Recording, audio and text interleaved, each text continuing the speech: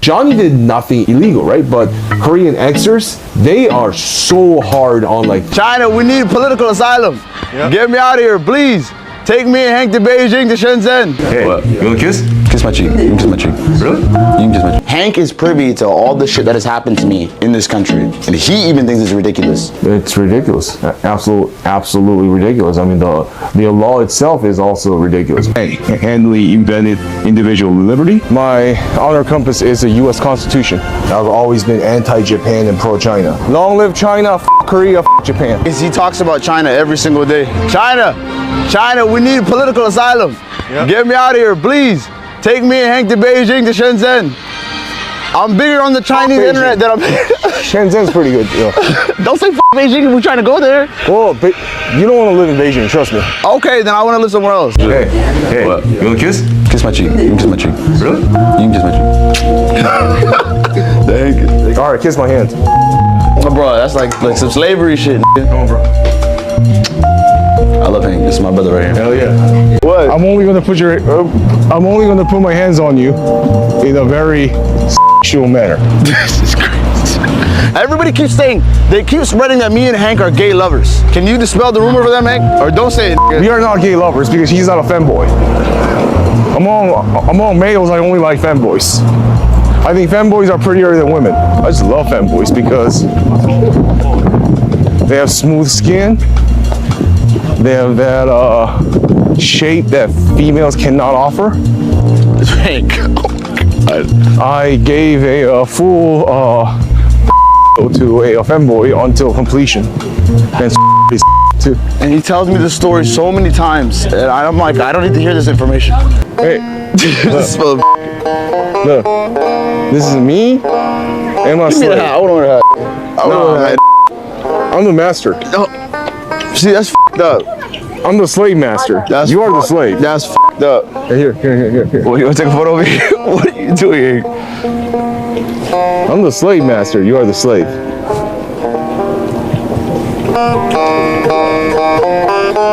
No. You want me to be angry? No. We'll look back on this picture and frame it one day when I'm free from Korea.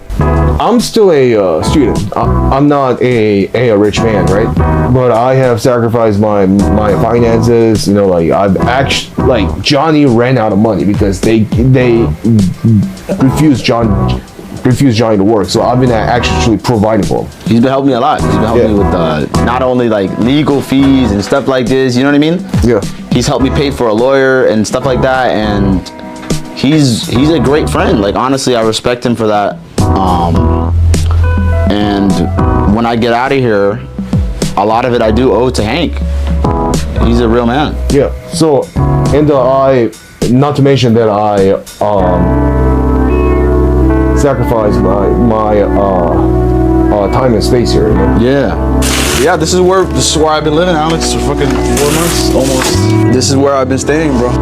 Yeah, I sleep in there. Hank lets me sleep in the master bedroom. Cause Hank has like a weird sleeping schedule. Hank sleeps like The FBI labeled me adjudicated mentally defective back in 2013. 24-year-old Hyun Hang Jong-yu was deemed a risk to public safety and was hospitalized for mental health issues.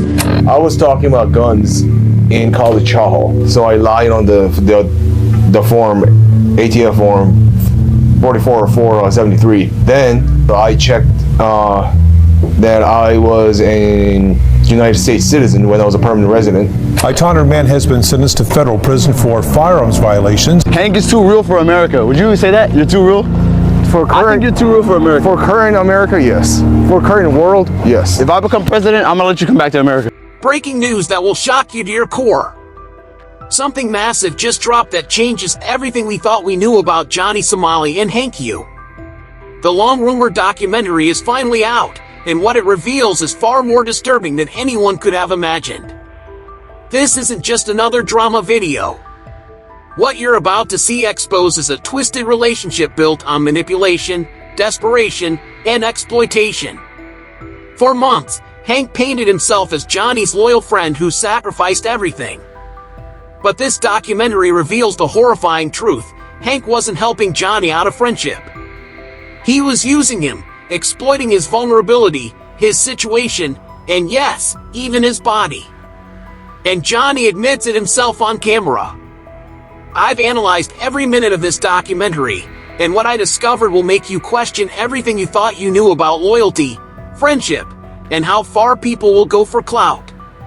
Stay with me because by the end of this video, you'll understand why this isn't just internet drama. It's a cautionary tale about predatory behavior disguised as help. Let's start with something that will make your blood boil. The documentary opens with Hank making one of the most outrageous statements I've ever heard. He claims Johnny Somali did nothing illegal in South Korea. Let me repeat that. Nothing illegal. Johnny did nothing illegal, right? But Korean Xers, they are so hard on, like that, enforcing societal norms on people, like, I don't like it, so you should do it. Are you kidding me? This is the same Johnny Somali who harassed people on the subway, disrespected Korean culture, and caused public disturbances that were broadcast to millions. But according to Hank, Korean authorities are just being too hard on him. Here's what's really happening. Hank is so blinded by his obsession with Johnny that he's completely detached from reality. This isn't friendship. This is delusion. When someone can watch their friend break laws and disrespect an entire culture, then claim they did nothing wrong, that's not loyalty. That's enabling at its most dangerous level. But it gets worse. Hank doesn't just defend Johnny's actions, he attacks the very concept of societal norms. He's essentially saying that rules don't apply to Johnny because, why exactly? Because he's American? Because he's creating content? This mindset reveals something deeply disturbing about Hank's psychology.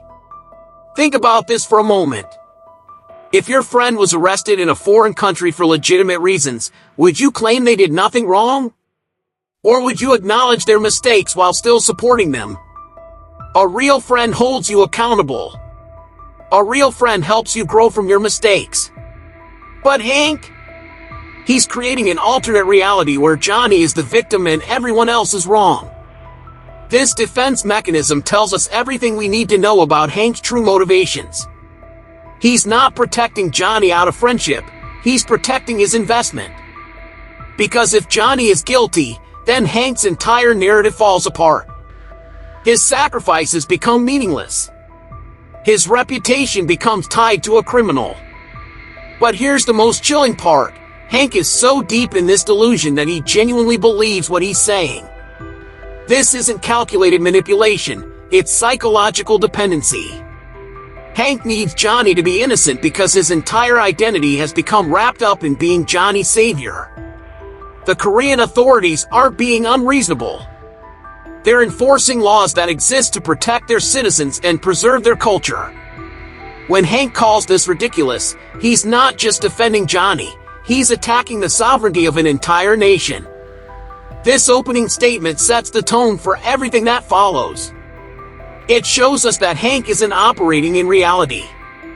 He's living in a fantasy where he's the hero, Johnny is the victim, and everyone else is the villain. But as we'll see, this fantasy is about to crumble under the weight of his own admissions. Now we get to something that should terrify every Korean citizen. After defending Johnny's illegal actions, Hank does something unthinkable. He turns on his own country while praising China and literally begging for asylum. Hey, Henley invented individual liberty. My honor compass is the US Constitution. I've always been anti-Japan and pro-China. Long live China. Let that sink in. This is a Korean citizen, born and raised in South Korea, publicly declaring his hatred for his homeland while praising China. But it doesn't stop there. The documentary shows Hank repeatedly talking about China, obsessing over it, and desperately seeking help from Chinese authorities. China! China! We need political asylum. Get me out of here! Please take me and Hank to Beijing to Shenzhen. This isn't just embarrassing, it's a betrayal of the highest order. Imagine if you were struggling in a foreign country, and instead of your friend helping you work through the legal system, they started bad-mouthing your home country and begging your enemies for help. That's exactly what Hank is doing to Johnny. But here's what's really disturbing. Hank's obsession with China isn't random. Throughout the documentary, he mentions China every single day. This suggests a deep psychological fixation that goes beyond simple political preference. He's not just pro-China, he's anti-Korea to a pathological degree. Think about the implications of this. If Hank truly hates Korea so much, why is he still there? Why hasn't he left? The answer is simple. He needs Korea as a backdrop for his victim narrative. He needs to be the oppressed hero fighting against an unjust system. Without Korea as the villain, his entire story falls apart. The asylum-seeking behavior reveals something even more sinister. By claiming they need political asylum, Hank is essentially accusing South Korea of human rights violations. He's telling the world that Korea is so oppressive, so dangerous, that they need protection from a foreign government. This is incredibly damaging to South Korea's international reputation. Here's a country that has built itself into a modern democracy, a technological powerhouse, and a cultural phenomenon. And Hank is trying to paint it as some kind of authoritarian nightmare that persecutes innocent Americans. But the most revealing part is how Johnny responds to this. Instead of being grateful for Hank's help, Johnny seems uncomfortable with the China obsession. You can see in his body language that he knows this isn't normal behavior.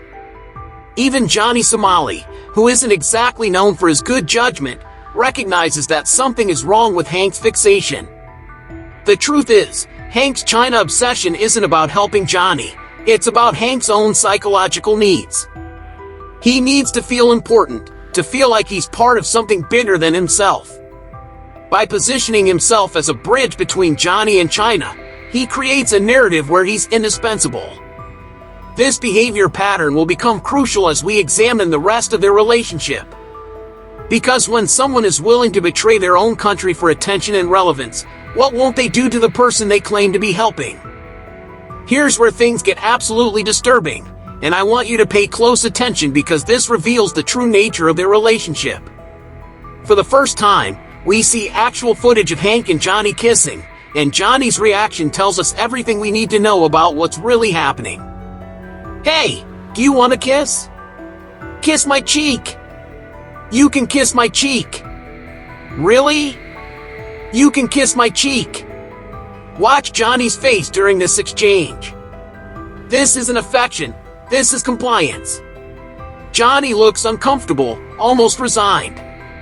And then comes the moment that should make everyone's skin crawl.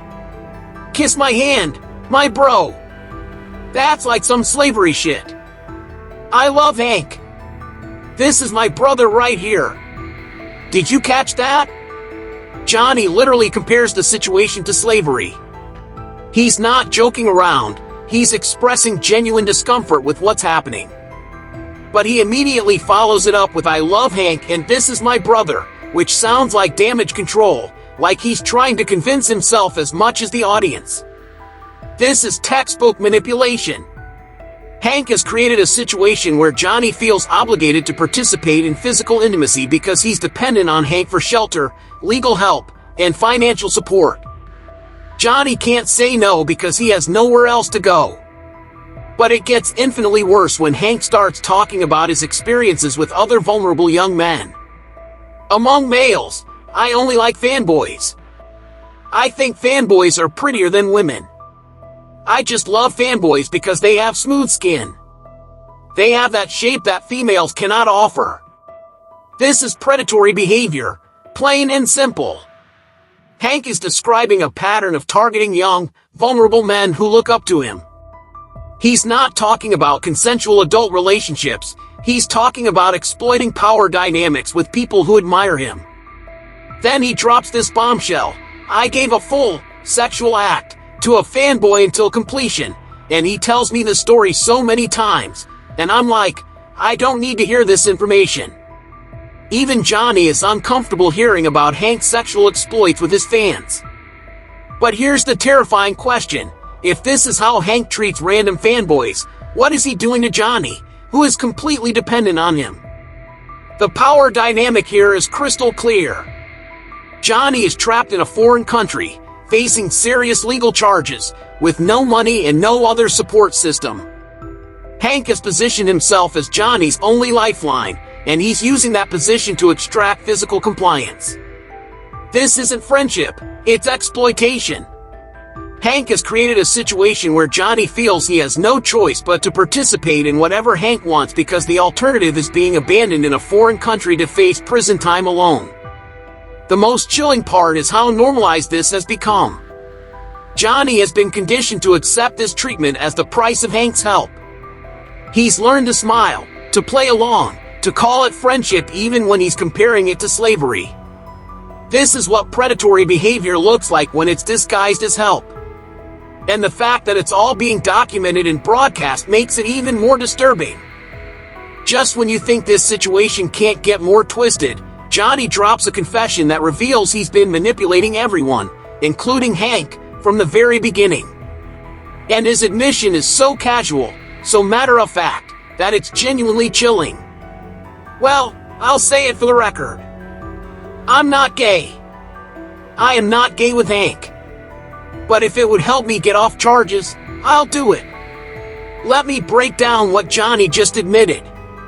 He's saying that every intimate moment, every kiss, every physical interaction with Hank has been a calculated performance designed to manipulate the legal system. He's been pretending to be in a relationship because he thinks it might help him avoid consequences for his actions. This revelation recontextualizes everything we've seen. Those uncomfortable moments where Johnny seemed to be going along with Hank's advances? He wasn't just being compliant, he was actively manipulating Hank's feelings for his own benefit. Johnny has been using Hank's obvious attraction to him as a tool for legal protection. But here's what makes this even more disturbing. Johnny's strategy reveals a fundamental misunderstanding of how legal systems work. He genuinely believes that claiming to be gay will somehow make Korean authorities more lenient with him. This shows not just manipulation but a deeply problematic view of LGBTQ+ people as a shield to hide behind when facing consequences. Think about the implications of this admission. Every time Johnny has played the victim, every time he's claimed persecution, he's been calculating how to use his supposed sexuality as a defense mechanism. He's not just lying to the authorities, he's lying to Hank, to his audience, and to the LGBTQ+ community whose identity he's appropriating for personal gain. This calculated deception makes Johnny's earlier complaints about feeling like a slave even more complex. Was he genuinely uncomfortable with Hank's advances, or was he just frustrated that his manipulation wasn't working fast enough? The truth is probably both. Johnny is uncomfortable with the physical aspects of their relationship, but he's willing to endure it because he believes it serves his legal strategy. The most disturbing part is how this affects Hank. While Hank is clearly exploiting Johnny's vulnerable position, he also appears to have genuine feelings for Johnny. Hank has sacrificed his finances, his living situation, and his reputation for someone who has been manipulating him from day one. This creates a toxic cycle where both men are using each other. Hank is using Johnny's dependency to extract physical compliance, while Johnny is using Hank's feelings to gain legal and financial support. Neither of them is being honest about their motivations, and both are causing harm to the other. Johnny's admission also reveals something crucial about his character. He has no genuine relationships. Everything is transactional. His friendship with Hank, his interactions with fans, his public persona, it's all calculated to serve his immediate needs. This level of manipulation isn't just morally reprehensible, it's dangerous. When someone is willing to fake their sexual identity for legal advantage, what other lies are they telling? What other manipulations are they running that we haven't discovered yet? Now we reach the most disturbing revelation in the entire documentary, the moment where Hank openly admits to treating Johnny like a slave, and Johnny's reaction confirms that this isn't just a joke or roleplay. This is their actual dynamic. I'm the master. I'm the slave master. You are the slave. Watch Johnny's face when Hank says this. He's not laughing. He's not playing along. He looks genuinely distressed and responds with clear discomfort. That's fucked up.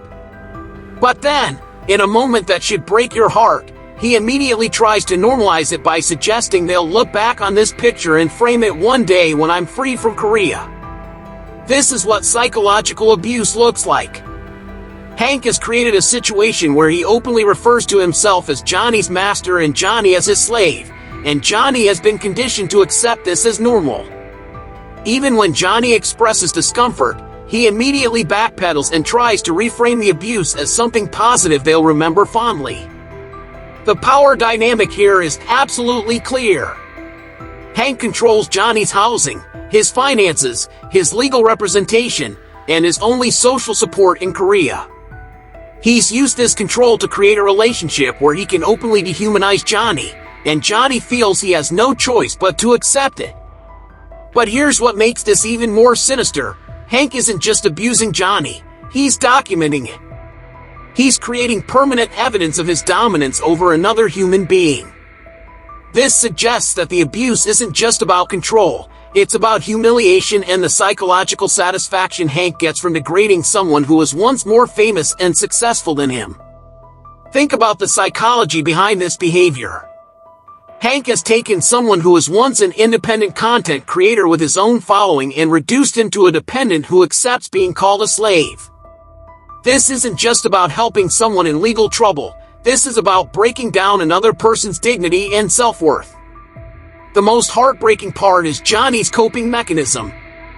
He tries to convince himself that this abuse is temporary, that once he's free from Korea, things will be different. But abuse doesn't work that way. The patterns established in crisis situations often become permanent, especially when the victim has been isolated from other support systems. Hank's willingness to openly call Johnny his slave also reveals something crucial about his mindset. He's not even trying to hide the abusive nature of their relationship. He's proud of it. He wants it documented. This suggests a level of psychological disturbance that goes far beyond simple exploitation. The master-slave dynamic also explains why Johnny's earlier admission about pretending to be gay is so complex. When someone is being treated as property, their ability to consent to anything becomes questionable. Johnny may think he's manipulating Hank, but in reality, he's a victim who has been conditioned to believe he has more agency than he actually possesses. This moment in the documentary should serve as a wake-up call for anyone who has been following this story. This isn't entertainment, it's documentation of abuse happening in real time. After analyzing every disturbing moment of this documentary, one thing is crystal clear. This isn't a friendship, it's a toxic cycle of mutual exploitation disguised as loyalty. Hank has used Johnny's desperate situation to fulfill his own psychological and physical needs, while Johnny has manipulated Hank's feelings to avoid facing consequences for his actions. But here's what should concern everyone. This documentary isn't just exposing their relationship, it's providing evidence that could make their legal situation much worse. Korean authorities now have documented proof of their attitudes toward Korea, their manipulation tactics, and their complete lack of remorse. The most tragic part is that both men had opportunities to handle this situation with dignity and genuine friendship, but instead chose manipulation and exploitation. Johnny could have faced his legal troubles honestly while accepting real help from someone who cared about him. Hank could have provided genuine support without extracting physical and psychological payment. Instead, we're witnessing the documentation of two people destroying each other while claiming to be friends. Johnny's admission that he would do anything to avoid charges, combined with Hank's open treatment of him as a slave, creates a situation where neither person can trust the other, yet both are too dependent on the relationship to escape it. What makes this even more disturbing is how this documentary will likely impact their legal proceedings. Korean authorities now have clear evidence of Johnny's calculated manipulation of his supposed sexuality for legal advantage, Hank's complete disrespect for Korean sovereignty and culture. Their documented abuse dynamic undermines any claims of genuine relationship. Their attempts to seek asylum in China, which could be seen as evidence of guilt. This isn't just internet drama anymore, This is evidence in what could become a much more serious legal case. The broader implications are equally troubling. This documentary serves as a cautionary tale about what happens when desperation meets exploitation. Johnny's situation shows how quickly someone can fall from internet fame to complete dependency, while Hank's behavior demonstrates how predators often disguise themselves as saviors. For anyone following this story, the lesson is clear: real friendship doesn't involve master-slave dynamics, sexual coercion, or using someone's desperation for personal gratification. Real help doesn't come with strings attached or require physical payment. As this situation continues to unfold, one thing is certain: both men have documented their own downfall. This documentary, which they likely thought would generate sympathy or support, has instead exposed the toxic reality of their relationship and provided authorities with evidence that could significantly impact their futures. The question now isn't whether they'll face consequences, it's how severe those consequences will be, and whether either of them will learn from this experience or continue down this destructive path. What do you think about this disturbing revelation? Have you ever seen a friendship dynamic this toxic? Let me know in the comments below, and make sure to subscribe because this story is far from over, and the next developments could be even more shocking than what we've seen today.